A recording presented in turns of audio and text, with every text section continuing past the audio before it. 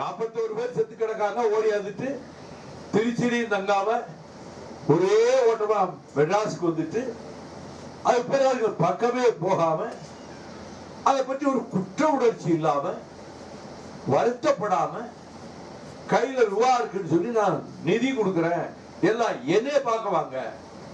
எங்கேயும் துஷ்டி வைக்க போறவன் இளவு வைக்க போறவன் அந்த வீட்டுல போய் தான் கேட்பானே தவிர அந்த துஷ்டி வீட்டுக்காரன் இளவு வீட்டுக்காரன என் வீட்டுக்கு வாரா இளவு கேட்கிறேன்னு தமிழ்நாடு சரித்திரத்திலேயே யாரும் செய்யாத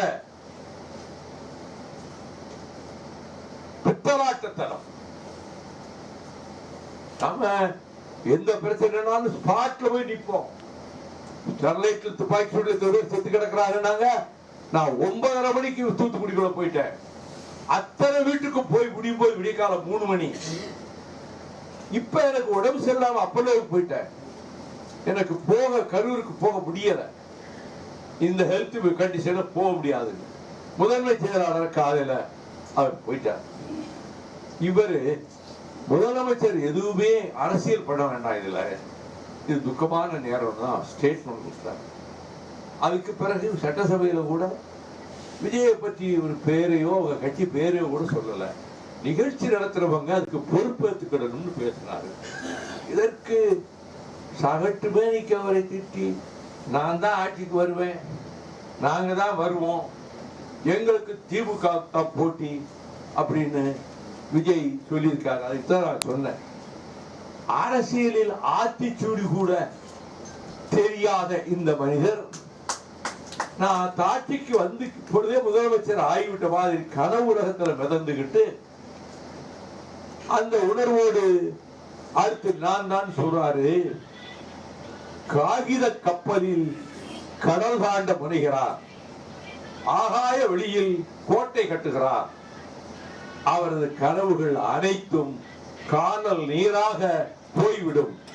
41 பேர் செத்து கிடக்காங்க. ஓடி வந்துட்டு திருச்சியிலையும் தங்காம ஒரே ஓட்டமா மெட்ராஸுக்கு வந்துட்டு அது பிறகு பக்கமே போகாம அதை பற்றி ஒரு குற்ற உணர்ச்சி இல்லாம வருத்தப்படாம கையில ரூபா இருக்குன்னு சொல்லி நான் நிதி கொடுக்கிறேன் எல்லாம் என்னைய பார்க்க வாங்க.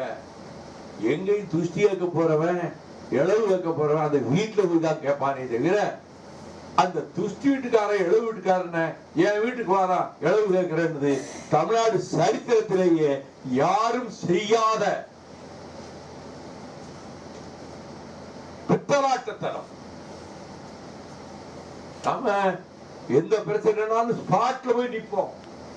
ஸ்டெர்லைட்ல துப்பாக்கி சூடு செத்து கிடக்குறாங்க. நான் 9:30 மணிக்கு தூத்துக்குடிக்குள்ள போயிட்டேன். அத்தனை வீட்டுக்கும் போய் முடியும் போது விடிய காலம் 3 மணி.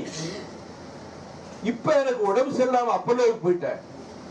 எனக்கு போக கரூருக்கு போக முடியல. இந்த ஹெல்த் கண்டிஷன்ல போக முடியாது. முதன்மை செயலாளர் காலையில அவர் போயிட்டார். இவரு முதலமைச்சர் எதுவுமே அரசியல் பண்ண வேண்டாம், இதுல இது துக்கமான நேரம் தான் ஸ்டேட்மெண்ட் கொடுத்தார். அதுக்கு பிறகு சட்டசபையில கூட விஜயை பற்றி ஒரு பேரையோ அவங்க கட்சி பேரையோ கூட சொல்லல. நிகழ்ச்சி நடத்துறவங்க அதுக்கு பொறுப்பேற்றுக்கிடணும்னு பேசினாரு. இதற்கு சகட்டு மேனிக்கு அவரை திட்டி நான் தான் ஆட்சிக்கு வருவேன், நாங்க தான் வருவோம், எங்களுக்கு திமுக தான் போட்டி அப்படின்னு விஜய் சொல்லியிருக்காரு. அதுதான் நான் சொன்னேன்.